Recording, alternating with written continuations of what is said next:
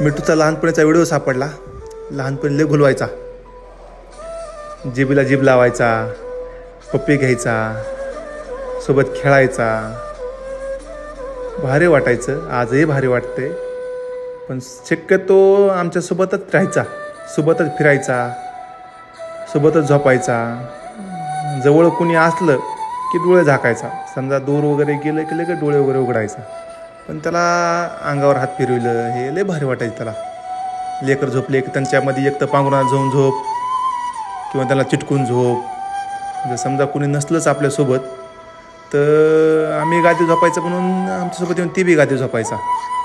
हालचाल थोडी वाटली की डोळे उघडायचा, आता आपल्या बिंदा झोपायचा. सर्वांना माहिती की हे गादीवर असते कुठं ना कुठं झोपलेला किंवा आतुरामध्ये घुसलेला असते. तर आम्ही सगळे सावध बसायचं. आता भारी वाटते. आता झोपत नाही आमच्यासोबत, एक झाडावर झोपते किंवा त्याच्या पिंजऱ्यात झोपते, पण छान वाटते. चला काय असलं नवजून कळवित राहील. धन्यवाद, बाय.